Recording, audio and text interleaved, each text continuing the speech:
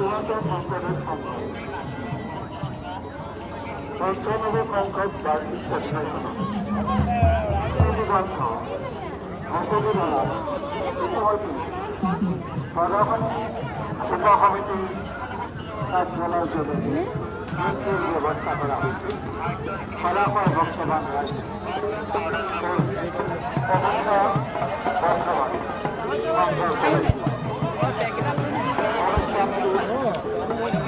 পানি